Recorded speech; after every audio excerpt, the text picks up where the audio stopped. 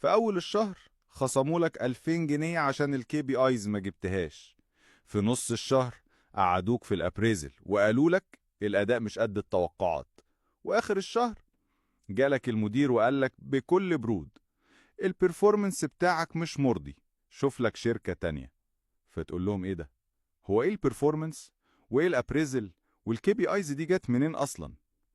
لو لسه مش فاهم الفرق بين التلاتة، يبقى تعالى دلوقتي نفهمك اللعبة ماشية ازاي، قبل ما تتلعب بيك وتلاقي نفسك بتسلم اللابتوب وانت مش عارف غلطت في ايه.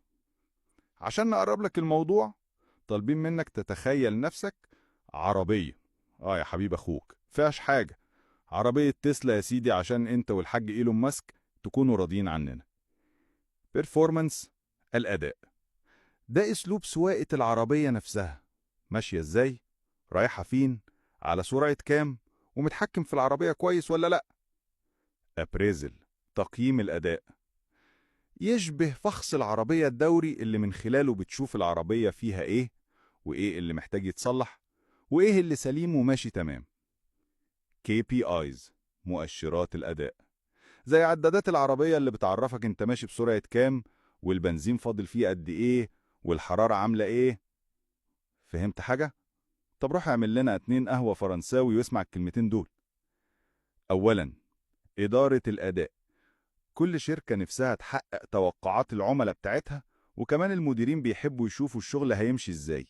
عشان كده بيتعمل شوية أنشطة ومهام بتركز على أدائك الحالي والمستقبلي، بعد ما الشركة توفر الموارد والتدريب اللازم. بعدها يتأكدوا إنك كموظف بتحقق الأهداف في الوقت المحدد بكفاءة وفعالية. يعني إدارة الأداء مفهوم واسع يشمل كل حاجة: النتائج والسلوكيات والمهارات.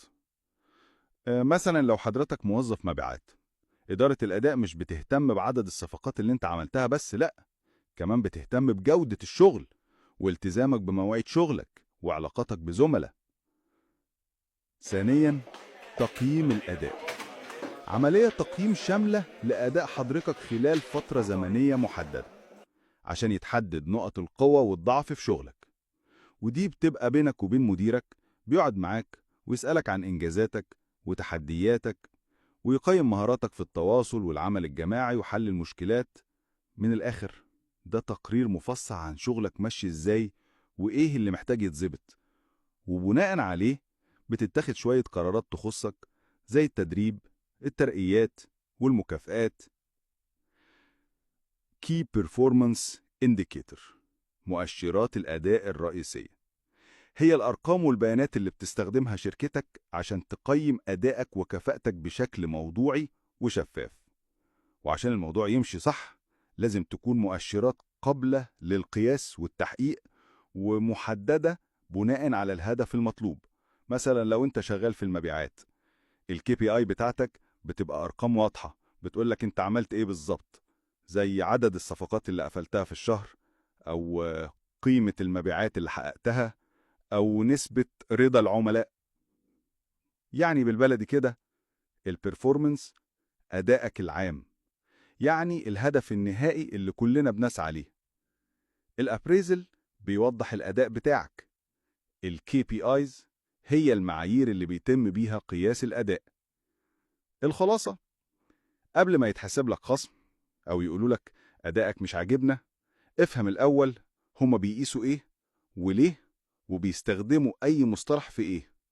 لأنك ممكن تكون شغال كويس بس مش باين في الكي بي ايز، أو تعمل اللي عليك بس المدير يطلع لك أبريزل مفخخ، وفي الآخر يقولوا لك البرفورمانس بتاعك وحش.